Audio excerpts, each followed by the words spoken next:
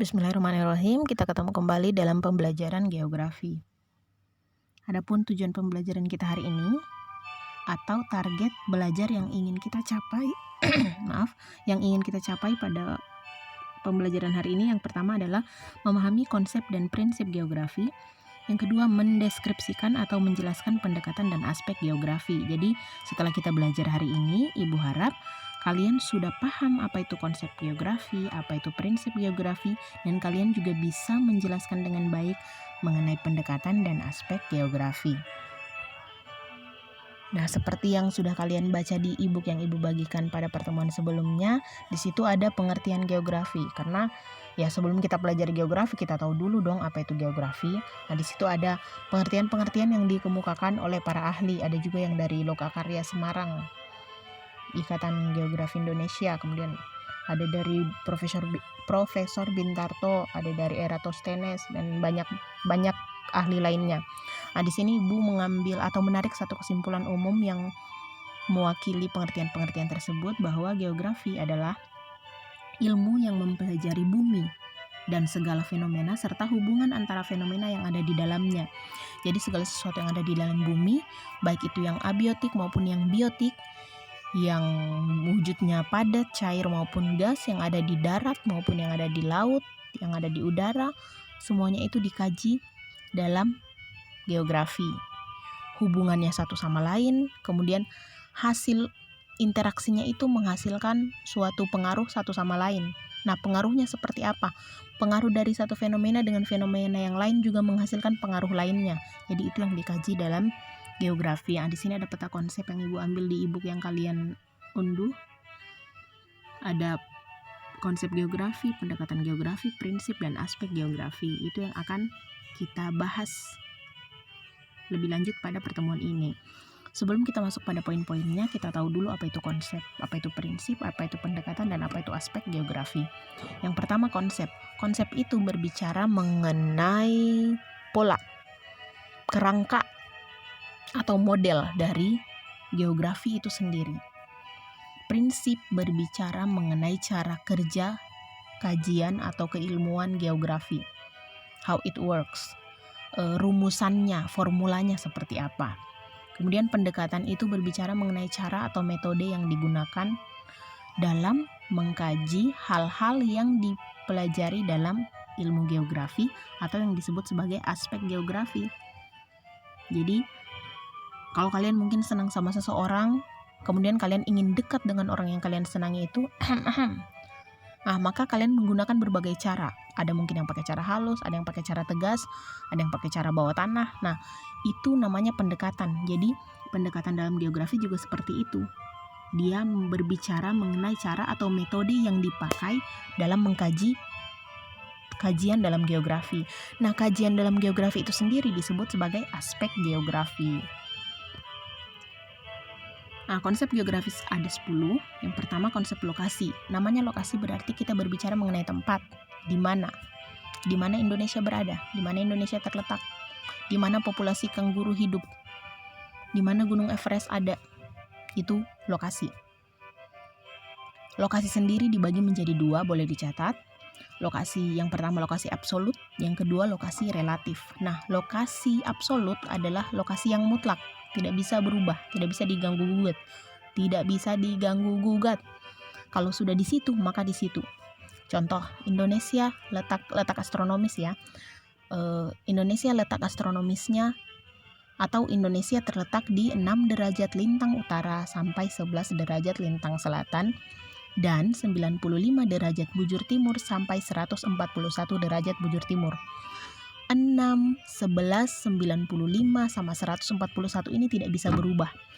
Kalau berubah, maka tempatnya bukan lagi Indonesia. Misalnya yang 6-nya kita ganti biar bagusan dikit, biar banyakan dikit, kita ganti jadi 10. Bukan lagi Indonesia tempatnya atau lokasinya bukan lagi Indonesia kalau dia 10. Atau mungkin Indonesia tapi di mana? Karena Indonesia kan 6 sampai 11. Nah, itu lokasi absolut atau lokasi mutlak. Yang kedua, lokasi relatif. Nah, lokasi relatif ini namanya relatif, dia tergantung, banyak faktor X yang mempengaruhi. Kalau bicara lokasi berarti tergantung berada di mana kita. Indonesia ada di mana? posisi kita di mana dulu. Kalau kita ada di Malaysia, maka Indonesia itu ada di sebelah selatan. Tapi ketika kita ada di Australia, Indonesia bukan lagi di selatan, Indonesia ada di utara. Kan? Paham ya? Jadi dia bergantung dari mana kamu melihat, di mana kita posisi kita, maka posisi letak geografisnya juga bisa berubah. Misalnya kalian ada di kampus, kemudian mau menunjukkan arah ke Man. Pasti beda alamat yang kalian berikan dengan ketika kalian ada di KB. Dari KB mau ke Man, terus kalian menunjukkan arah atau menunjukkan lokasi nyaman dari KB dengan menunjukkan lokasi nyaman dari kampus baru, pasti beda. Nah, itu namanya lokasi relatif karena dia tergantung dari mana kita berada atau di mana kita melihat. Nah, kalau lokasi relatif biasanya digambarkan sebagai lokasi geografis atau dicontohkan lokasi geografis. Misalnya Indonesia terletak di antara 2 benua dan 2 samudera, terletak di berbatasan di sebelah utara dengan Malaysia, Singapura, Filipina dan seterusnya, di sebelah selatan dengan Australia, di sebelah barat dengan Samudra Hindia, di sebelah timur dengan Samudra Pasifik, Papua Nugini dan seterusnya. Nah, itu lokasi relatif. Yang kedua, jarak. Berbicara mengenai jarak sendiri adalah jeda antara 2 titik. Unaaha dengan Kendari, berapa jedanya, berapa jaraknya? Oh, 100 kilo. Contoh ini ya, ibu tidak tahu berapa jaraknya Unaaha dengan Kendari. Misalnya 100 kilo. Unaaha dengan Kendari jaraknya 100 kilo, maka itu jarak. Jadi jeda antara 2 titik di permukaan bumi itu namanya jarak. Nah, jarak sama seperti lokasi, jarak juga dibagi menjadi 2, yaitu jarak absolut dan jarak relatif. Jarak absolut yang mutlak berarti tidak bisa diganggu gugat. Jaraknya segitu berarti emang segitu. Kalau jarak relatif berarti dia tergantung dari banyak hal, banyak faktor. Ibu contohkan. Biasanya kalau jarak absolut itu dicontohkan atau dipahami sebagai ukuran. Misalnya tadi kilometer tadi. Jarak antara Kendari dan Unaaha 100 km. Itu jarak absolut. Sedangkan jarak relatif adalah waktu tempuhnya. Waktu yang kamu perlukan untuk dari Kendari sampai ke Unaaha itu berapa lama. Nah, itu jarak relatif. Nah, jarak relatif ini dipengaruhi sama banyak hal. Di antaranya dipengaruhi sama medannya, apakah dia jalannya lurus-lurus saja, mulus-mulus saja, atau berkelok, mendaki gunung lewati lembah, atau harus ada jurang dulu yang dilalui. Meskipun jaraknya dekat, kalau medannya seperti itu pasti kan waktu tempuhnya akan lebih lama. Nah, ini namanya jarak relatif. Sama-sama jaraknya 10 meter. 10 meter terlalu dekat. Sama-sama jaraknya 1 kilo, tapi yang satu mendaki gunung. Berarti terus yang satu naik motor, yang satu jalan kaki, pasti waktu tempuhnya beda meskipun jaraknya sama-sama 10 kilometer. 10 tadi ya, ibu lupa. Intinya seperti itu. Jadi jarak relatif itu berbicara mengenai waktu tempuh karena tidak sama, belum tentu kendaraannya sama yang dipakai. Siapa tahu ada yang jalan kaki, ada yang naik motor, ada yang naik pesawat jet, jadi akan berbeda waktu tempuhnya karena kecepatannya berbeda dan medannya seperti apa. Apakah dia bebas hambatan, apakah dia banyak hambatan, atau biar jaraknya dekat tapi macet, pasti lama untuk sampai. Yang ketiga, konsep pola. Kalau bicara mengenai pola, kita berbicara mengenai bentuk. Tahu dong ya pola. Oh, bajunya polanya kotak-kotak. Oh, bajunya polanya garis-garis. Itu pola. Nah, konsep pola ini berbicara mengenai sebaran fenomena geografi. Kalau tadi ibu sempat sebut mengenai populasi kanguru. Nah, populasi kanguru adanya di mana?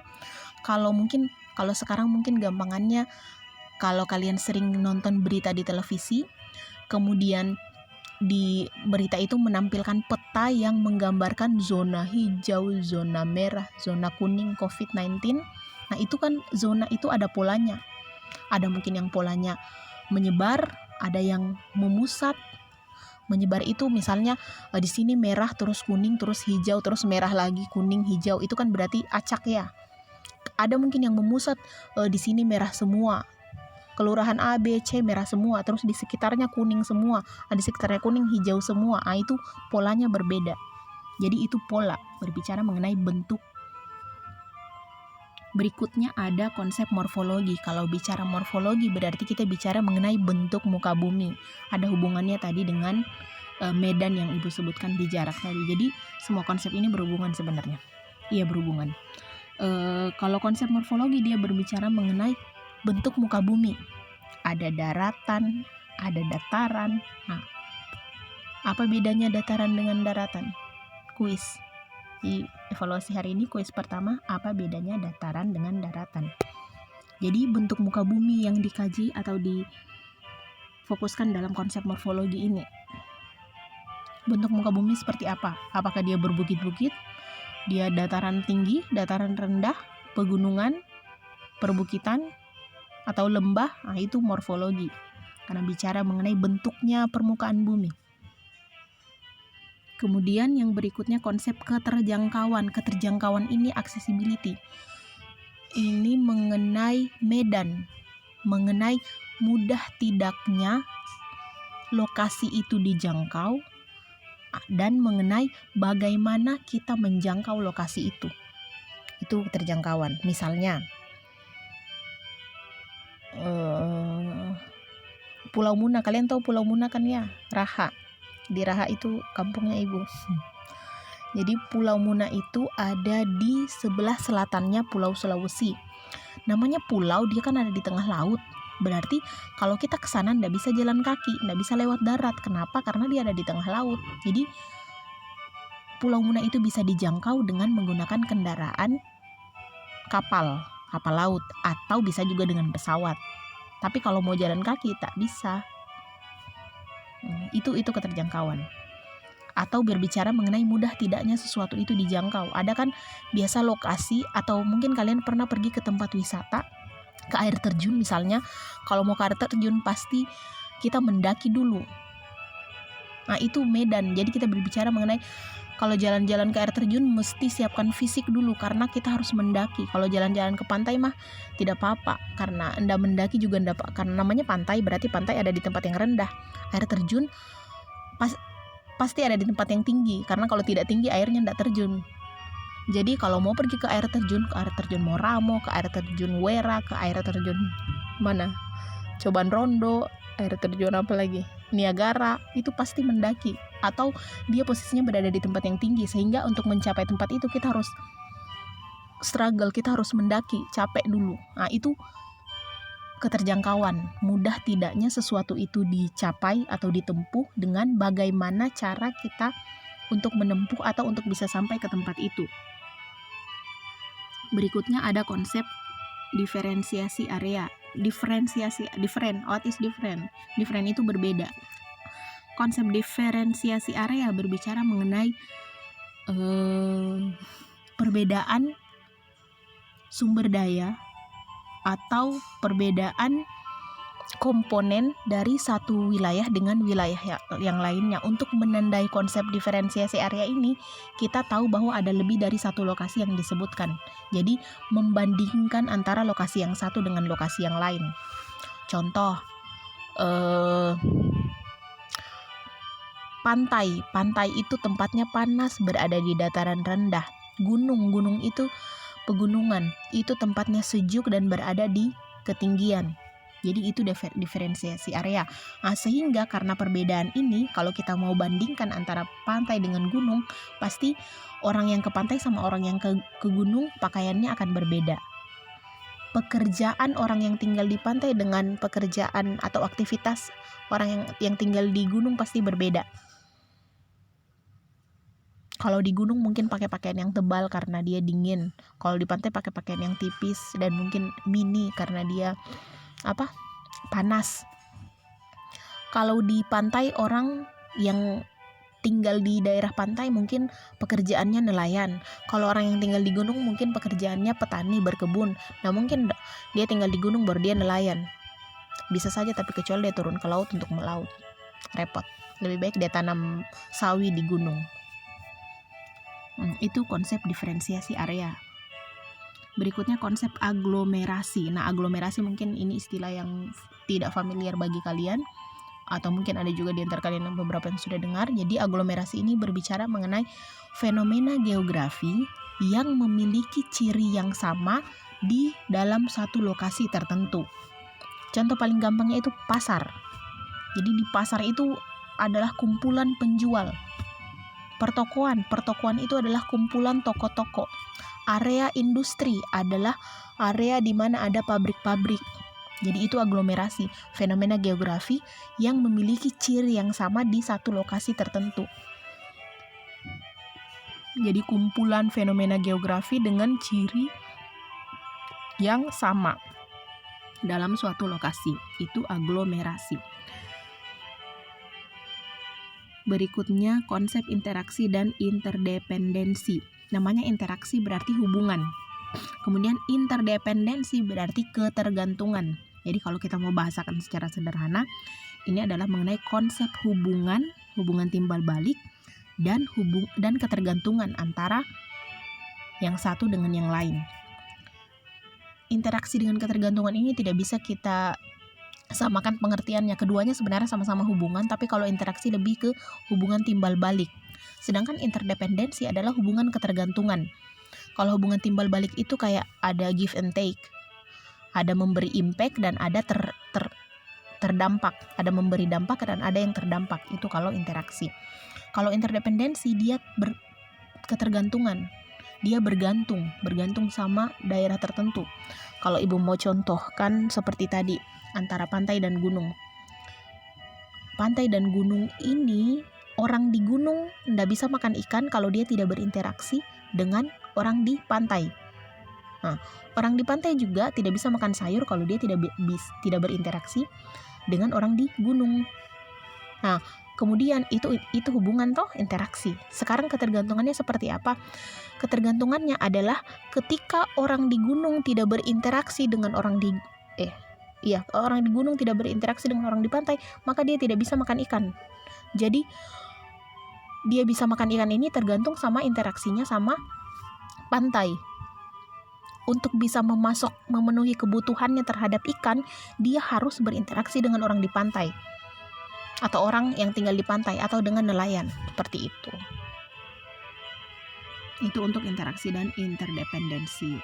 Berikutnya konsep keterkaitan ruang. Nah, keterkaitan ruang ini adalah hubungan antara satu ruang dengan ruang yang lain, yang di dalam hubungan itu ada sebab akibat. Sebenarnya akan bingung kalian dengan konsep yang nomor 8 dengan yang nomor 9. Tapi kalau paham, ibu yakin tidak. Jadi begini, kalau interaksi tadi kan sekedar hubungan ya, hubungan saja. Tapi kalau keterkaitan ruang ini ada sebab akibat di dalamnya. Antar ruang. Jadi ruang yang satu dengan ruang yang lain ada hubungan sebab akibat. Contoh, Kalimantan hutannya terbakar. Sebab hutan di Kalimantan terbakar, akibatnya orang di Singapura tidak bisa bernafas dengan leluasa karena asap dari kebakaran hutan yang di Kalimantan, asapnya dia sampai ke Singapura. Itu sebab akibat. Karena kebakaran di Kalimantan, orang Singapura terganggu pernapasannya. Seperti itu. Jadi ada sebab, ada akibat. Kalau tadi kan sekedar hubungan saja, hubungan timbal balik, tidak ada sebab akibat. Tidak ada kayak orang di pantai menghasilkan ikan karena orang di gunung, tidak ada konjungsi karena di dalam hubungannya mereka. Asik. Seperti itu ya. Sedangkan kalau keterkaitan ruang, jadi antara satu ruang dengan ruang yang lain ada konjungsi karena atau ada kata penghubung karena di dalam hubungannya. Contoh, di Jakarta banjir karena di Bogor hujan. Kenapa bisa begitu? Bogor dataran tinggi, Jakarta dataran rendah. Air sifatnya mengalir dari tempat yang tinggi ke tempat yang rendah, sehingga yang hujan di Bogor, yang banjir di Jakarta. Karena air hujan di Bogor yang tinggi mengalir turun ke Jakarta yang rendah. Nah, itu sebab akibat. Di Jakarta tidak hujan tapi banjir, sebab hujan di Bogor. Jadi seperti itu. Berikutnya ada konsep nilai guna. Nah, kalau konsep nilai guna berbicara mengenai kemanfaatan sesuatu. Di setiap lokasi kemanfaatan sesuatu itu berbeda. Contoh, tadi itu ibu kembali ke contoh yang tadi ya, biar kalian nggak bingung. Orang yang tinggal di pantai tadi kan nelayan ya. Dia kalau lihat cangkul sama parang nggak terlalu tertarik. Tapi kalau dia lihat kail, dia lihat jala, dia lihat sampan, dia tertarik. Kenapa? Karena itu yang dia butuhkan. Orang di gunung tidak tertarik kalau lihat sampan, tidak tertarik lihat kail, tidak tertarik lihat jala. Mereka tertariknya sama cangkul dan parang. Kenapa? Karena itu yang mereka butuhkan. Jadi nilai guna itu berbicara mengenai kemanfaatan. Jadi parang sama cangkul itu lebih berharga bagi orang gunung daripada sampan. Sebaliknya, bagi orang pantai atau bagi nelayan, sampan itu lebih berharga daripada parang. Lebih mereka butuhkan, lebih sesuai dengan pemenuhan kebutuhannya mereka. Itu untuk konsep nilai guna. Insya Allah dipahami ya untuk konsep. Berikutnya prinsip geografi. Kalau prinsip geografi tadi Ibu sudah jelaskan, prinsip itu adalah formula atau apa prinsip? Cara kerja. Nah, prinsip ada 4. Prinsip deskripsi, description, penjelasan. Prinsip distribusi, distribution atau penyebaran. Yang ketiga, prinsip interrelasi atau hubungan. Yang keempat, prinsip korologi. Kita bahas satu-satu. Yang pertama, prinsip deskripsi, yaitu menjelaskan fenomena geografi. Apa yang terjadi? Di Jakarta terjadi banjir sejak pukul sekian dengan ketinggian sekian meter. Itu prinsip deskripsi karena dia menjelaskan apa yang sedang terjadi. Kemudian distribusi, persebaran fenomena geografi, penyebaran dia ini. Jadi dia berbicara mengenai apa ada di mana. Misalnya populasi kanguru ada di Australia, populasi orang utan ada di mana? Di Kalimantan. Populasi orang dengan ras Kaukasoid ada di Eropa. Populasi manusia dengan ras Melayu ada di Asia Tenggara. Nah, itu berbicara mengenai apa ada di mana. Jadi persebaran, penyebaran fenomena geografi. Seperti itu. Insya Allah dipahami ya. Berikutnya interrelasi. Kalau interrelasi hubungan antar fenomena geografi, seperti sudah disebutkan dari awal bahwa antara fenomena geografi yang satu dengan fenomena geografi yang lain itu punya hubungan. Hubungannya apa? Kemudian pengaruh yang dihasilkan apa? Matahari panas menyinari bumi sehingga banyak terjadi penguapan. Nah, itu hubungan. Jadi hubungan antara panas dan apa? Dan air. Air. Akhirnya karena panas, karena banyak terjadi penguapan, terbentuklah awan. Karena banyak terbentuk awan, terjadilah hujan. Jadi itu hubungan antar fenomena. Jadi awalnya dari panas ke hujan. Jadi ada hubungan antar fenomena-fenomena yang terjadi di muka bumi. Kemudian korologi. Nah, korologi adalah gabungan dari ketiga prinsip lainnya. Artinya, korologi ini adalah prinsip deskripsi, distribusi, dan interrelasi disatukan, digabung menjadi satu. Jadi ketika ada satu pembahasan mengenai, dia menjelaskan mengenai apa yang terjadi, kemudian dia jelaskan sebab kenapa hal itu terjadi, kemudian dia jelaskan di mana hal itu terjadi dan hubungan di dalamnya itu ada hubungan apa, baik itu hubungan sebab akibat, hubungannya ketergantungan, hubungannya sekedar interaksi. Nah, itu berarti korologi ketika dia menggabungkan ketiga prinsip yang di atas. Yang terakhir ini ya, ketiga itu pendekatan geografi. Kalau pendekatan geografi ada 3.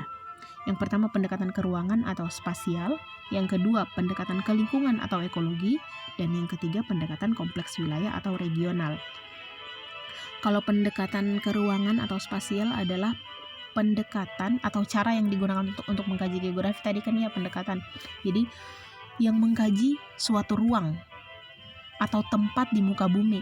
Jadi kalau kita mau definisikan, ruang itu adalah sebagian atau keseluruhan tempat di permukaan bumi dengan segala fenomena atau dengan segala komponen dan interaksi yang ada di dalamnya. Jadi itu ruang. Jadi suatu ruang atau suatu tempat dikaji berdasarkan keruangannya.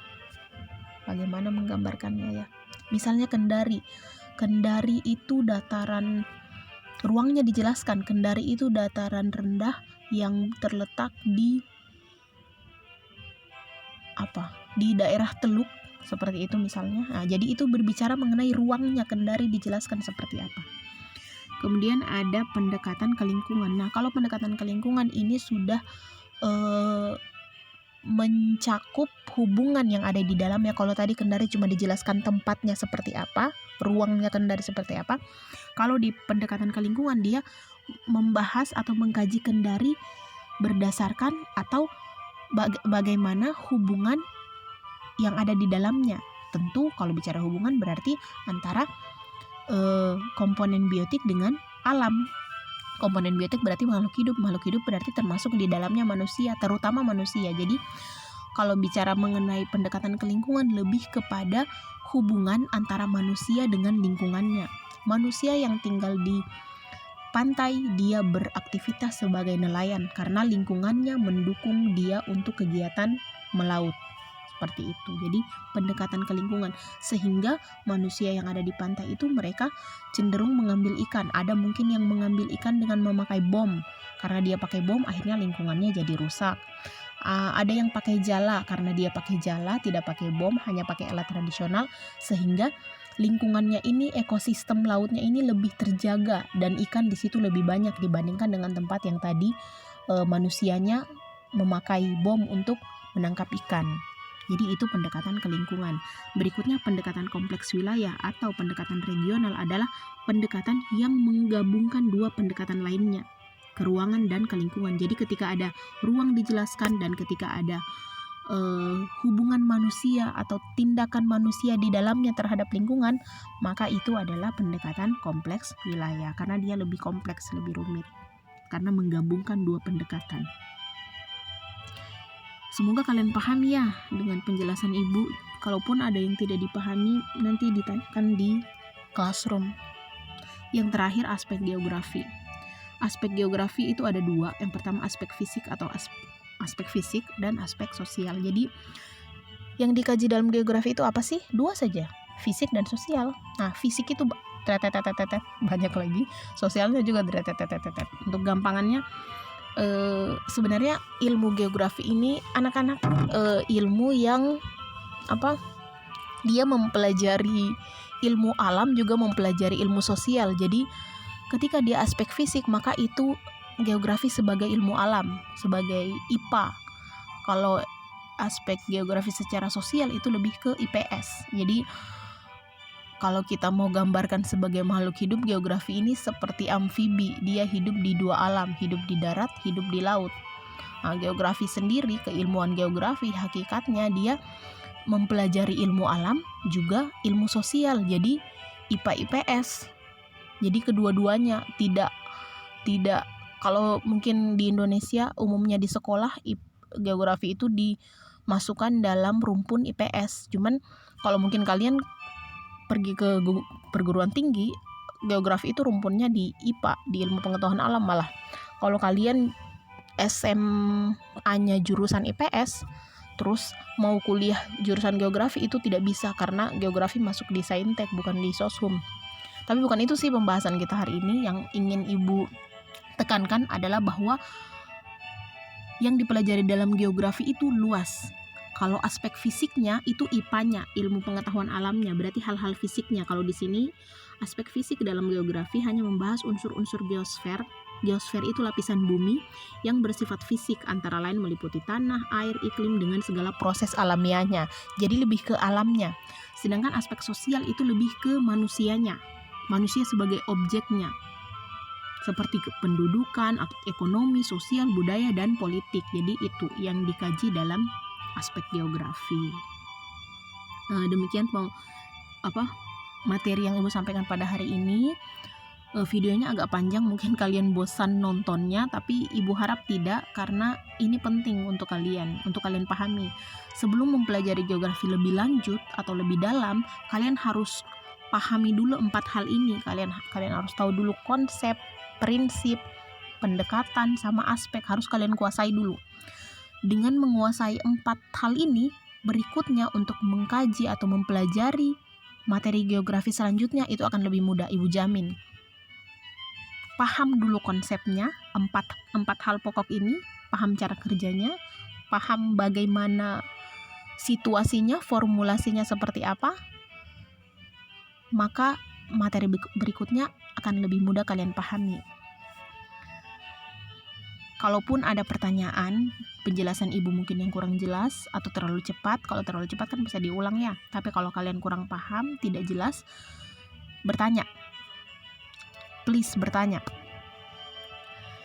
Tanyanya di Google Classroom saja. Jadi tulis di komentar kelas, tanyakan apa yang ingin kalian tanyakan, akan Ibu jawab insya Allah pada pertemuan berikutnya. Semoga apa yang Ibu sampaikan bisa kalian terima dengan baik, kalian pahami, dan ilmunya di kemudian hari memberikan manfaat. Ibu mohon maaf atas segala kekurangan. Terima kasih.